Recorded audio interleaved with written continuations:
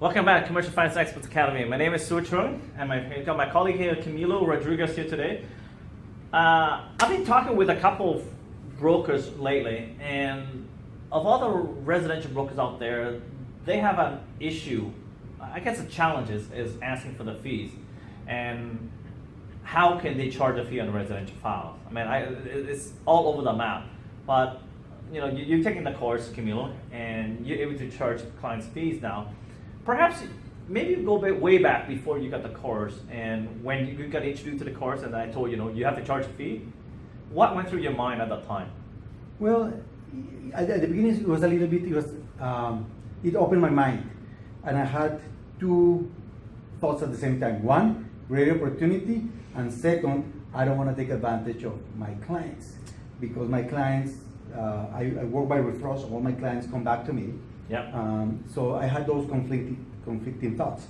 But one of the things that brought me back to center was a couple of things. One is, I know that in trainings out there in the mortgage world, they train you that you have to send gifts to the client. So the client did a transaction with you, so you send them a gift. So there's tons of gifts that you can do.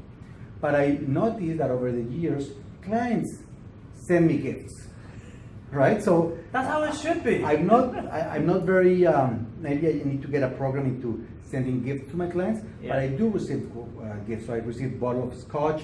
I received gift cards. I received different things over the years, baskets, whatever, even flowers, whatever. Right.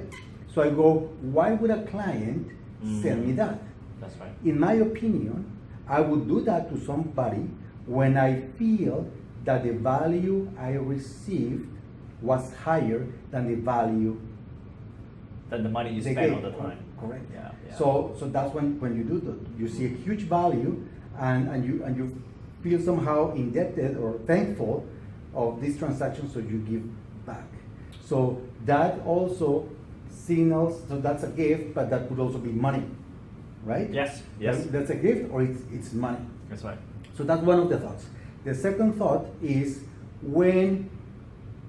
if anybody of you have been really in need of financing, sometimes it's frustrating. And it's tough. In the past, I've been in situations where I needed financing for a mortgage or for another issue, and I couldn't find it. And then I tried and I couldn't find it, or the terms were not good, or money was not available. And I was thinking I would happily pay someone to help me solve this problem. Yeah. Right? So when you are in a situation where the financing is really difficult, right? The client knows that. Maybe they have tried other, right? And you see that you can solve that problem, but the lender doesn't pay you, okay? So I go, yes, maybe in my future years I will open a non-profit that does that for no fee, but not even that, because if you see, non-profits charge fees for services. Yeah, so they have to stay in business. So this is my business, my main dedication. So I tell the client, in the best of my ability, I tell them, listen, I found a solution for you. Roughly, this is what your financing is going to look like. So the client says, yes, that's what I'm looking for. Okay. There's only one issue. I want to tell you everything up front. You shouldn't hold back. That's right. Anything. Yeah. There's the situation that the lender that I found does not pay for my work.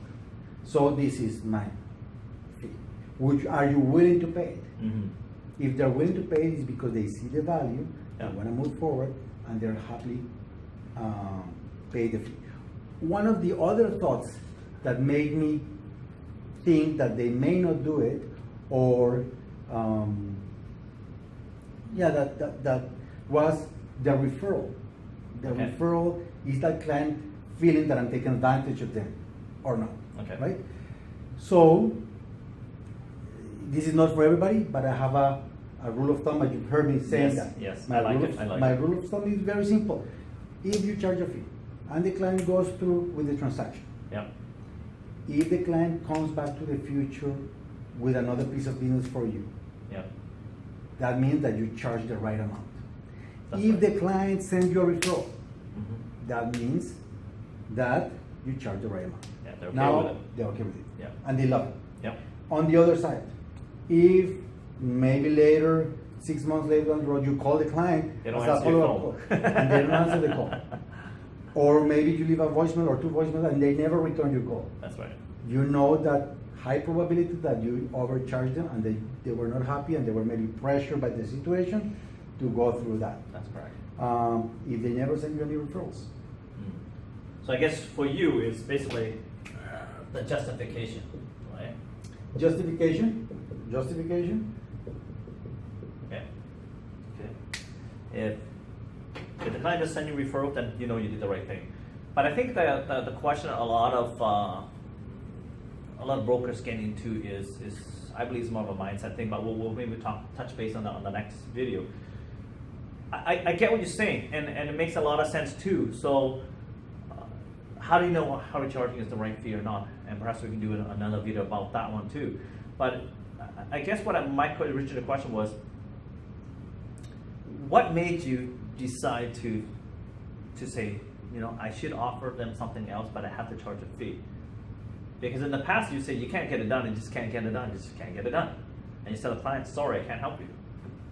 Well, several things. One of them was that any broker that has been in the industry for a few years sees that sometimes you try really hard to do a deal and it cannot be done. Yeah. And then somebody else does it. That's So unfortunately, there's 2 ways that happens. One is because that other person did something Fraudulent, maybe? Yeah. incorrect or something, Yeah. and so we're not going that route. No. I don't mind losing those pieces of business day in and day out. That's right. But the other is when you know that there's financing elsewhere that perhaps you don't have access because you have investigated how to have access to that lender. Yes. And it's your duty as a mortgage broker to show them. I feel that way. I feel that. And one of the best things that happened in my life was one time I got a client, and he come back to me, and he'd been turned down 3 times by a bank and 2 brokers. Oh, He come back to me, Yeah. Camilo, I'm coming to you. I know already the answer, but what happened, this is my situation, and this is what I want to do. Can you help me out? And I go, well, it seems doable, but let me get all the details, because you always know that there's something that the client may be submitting, or why Yeah. 3 people, and Yeah. he disclosed that to me, couldn't do the deal. So I got the file, and I started investigating. And then I came back within a couple of days, and I said, hey, I did some research, and I have 3 options for you. And then he was, what are you talking about me? Are you doing drugs? Are you smoking weed? And I go, what? 3 people have told me that 0, and you're telling me about 3 options? Tell me about it. So I told them the 3 options, and 2 of them were within the broker channel, where they had slightly higher fees. Yep. And of course, a lender fee and a broker fee and everything included in the deal. And the third one was with a non-bank lender, where they had a lower rate. Yep. But then I kind of put this fee, not to make the client compete, I put this fee the same as the other 2 Comparable. fees. So in my opinion, it was better revenue for me, because some of the other fees I had to split with the lender. This That's one right. I didn't have to. Yeah. So I just But the fees were pretty comparable with the 3 different options. the fees were the same. Okay. And then Wow. Okay. first was static, and then he started asking me questions about all the lenders and all the options, and I answered them. And then without hesitation, I was gonna tell him, think about it, which in sales you always tell him, never let them think about it. If they think about it, just Yeah. close. Yeah, Right? yeah. So I'm a little bit different. I go, these are the options, think about it, and when you have made up your mind, give me a call and I'll submit. He said, Perfect. there's no way, there's nothing There's to nothing to think about. There's nothing to Exactly, think about. exactly. Let's go with this one. And that was with the one that I had outside of the broker channel with the fee. That's right. And I go, wow. People are willing to pay for what their need is. And you never know what really is the need of a client. And I think it's the value that you give, because you actually give them exactly what they want, maybe even more than what they expected, because they're coming to you, they're not expecting a lot because they're being turned down already, right? So when you give them that, it's above their expectation. So as they can see that, this expectation is here, you give them this up here, right? So there's a value there. That's where the money is. And as mortgage brokers, we have huge values. Yeah. Another case that you just made me remember was I tend to be very open with clients, and maybe with bigger commercial deals, you have to protect yourself a little bit more.